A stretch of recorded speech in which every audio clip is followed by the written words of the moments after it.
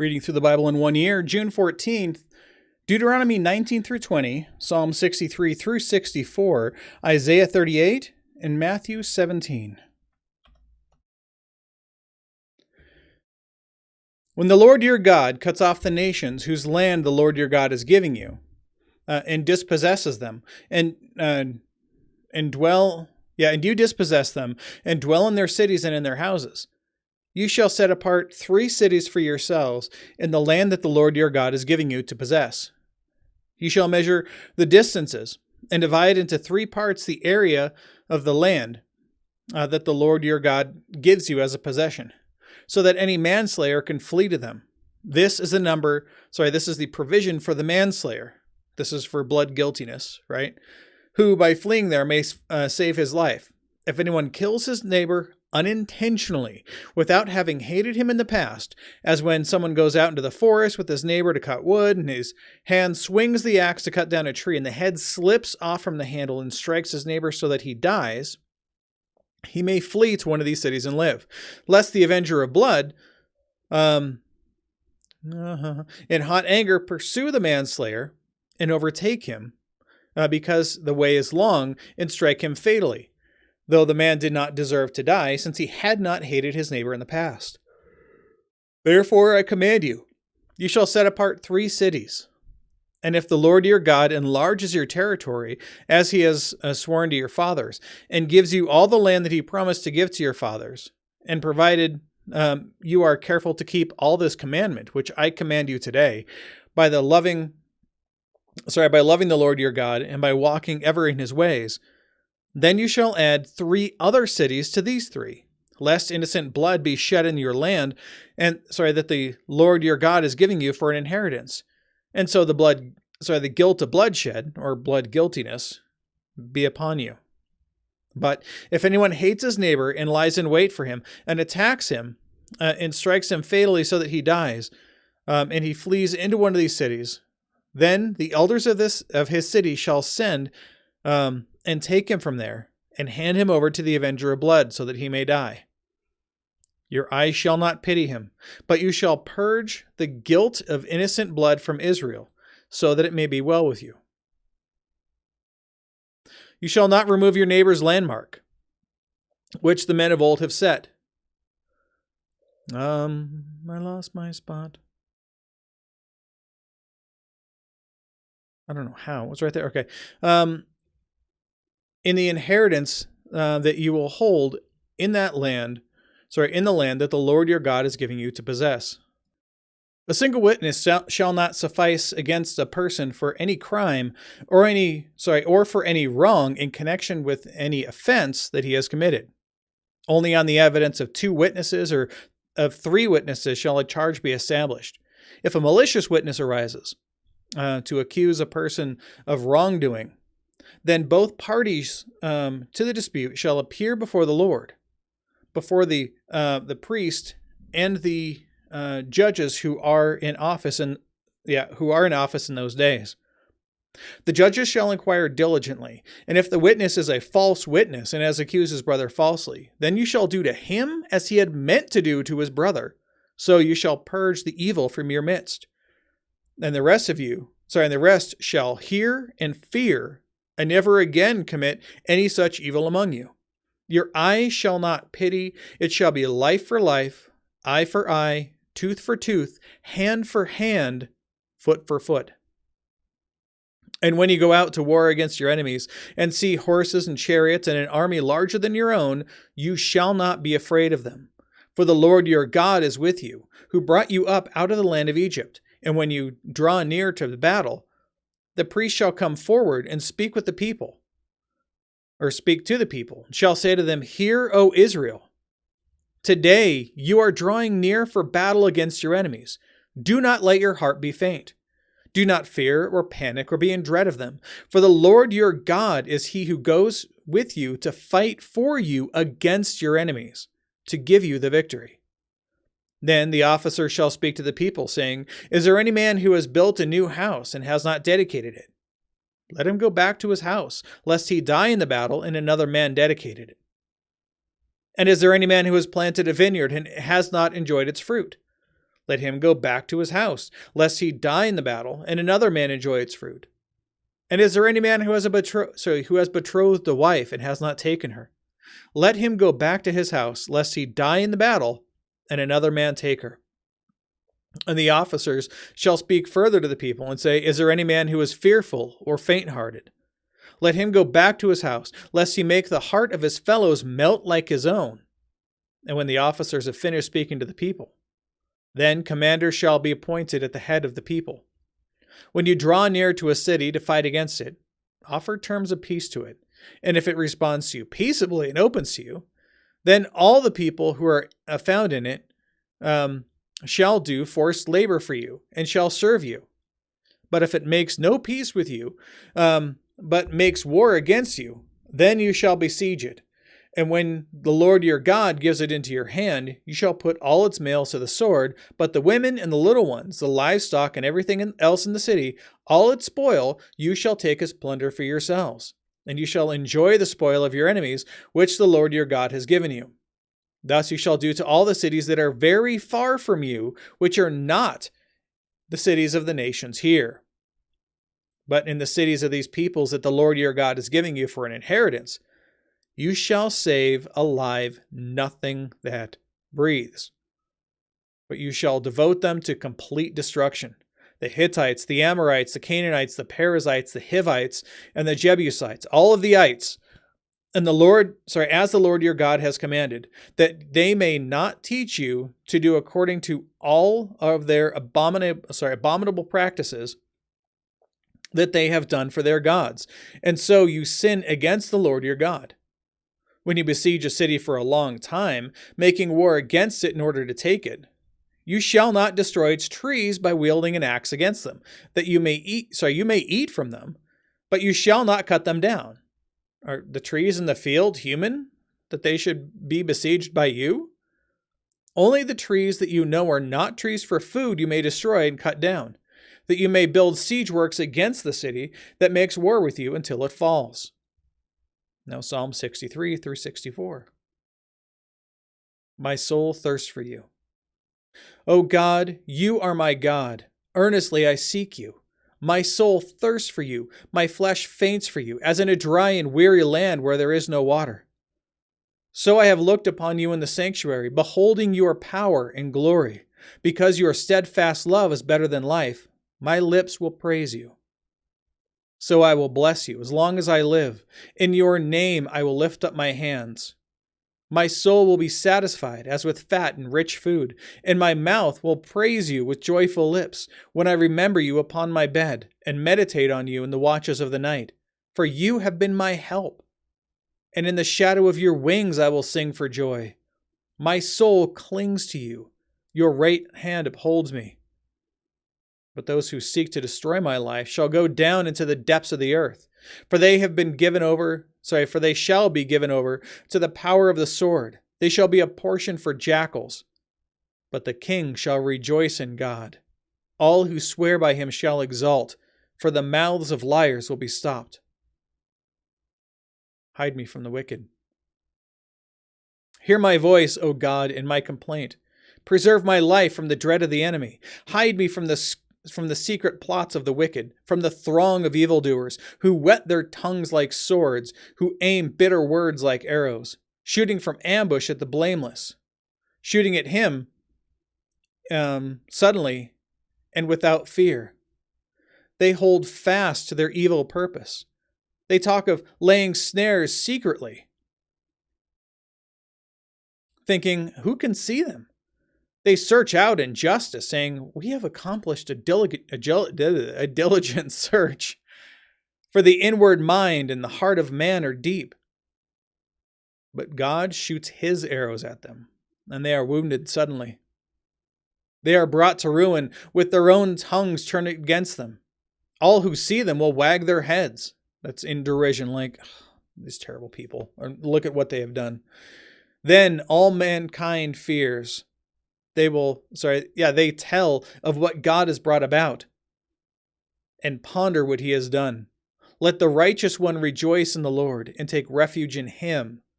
Let all the upright in heart exalt. Now Isaiah 38.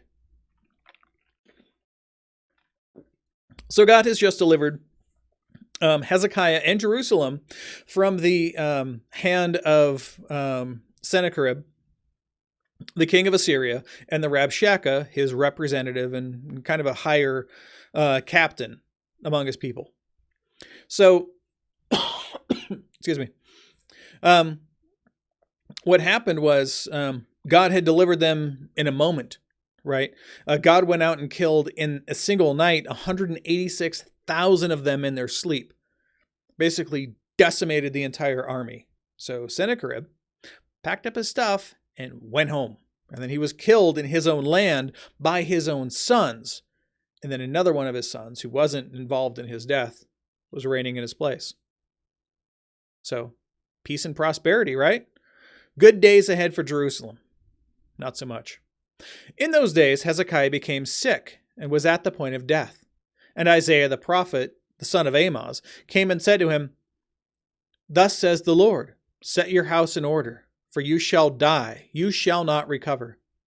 Well, then Hezekiah turned his face to the wall and prayed to the Lord, and said, "Please, O Lord, remember how I have walked before you in faithfulness and with a whole heart, and have done what is good in your sight."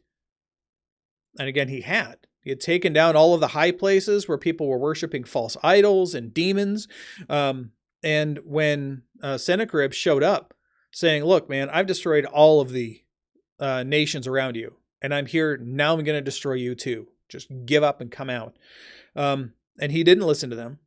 And they were mocking God directly, and he went directly to the Lord. First he went to Isaiah, and then he went directly to the Lord himself through the temple. Just appealing to God, and not really even for themselves, sort of for themselves, but mostly for the sake of the Lord, saying, "They are mocking you, come and defend us. And so by defending us, defend your name." So then the word of the Lord came to Isaiah. "Go and say to Hezekiah, thus says the Lord, the God of David your father, I have heard your prayer. I have seen your tears. Behold, I will add 15 years to your life. I will deliver you and this city out of the hand of the king of Assyria, and will defend this city.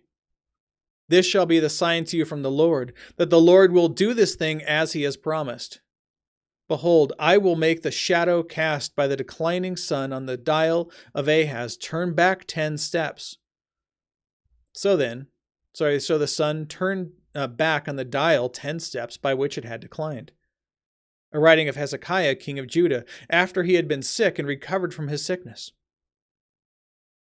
"I said, in the middle of my days, I must depart. I am consigned to the gates of Sheol for the rest of my years. I said, I shall not see the Lord in the land of the living. I shall look on man no more among the inhabitants of the world. My dwelling is plucked up and removed from me like a shepherd's tent. Like a weaver, I have rolled up my life. He cuts me off from the loom. From day to night, you bring me to an end. I calm myself until morning. Like a lion, he breaks all my bones. From day to night, you bring me to an end. Like a swallow or a crane, I chirp. I moan like a dove. My eyes are weary, looking upward. O Lord, I am oppressed. Be my pledge of safety.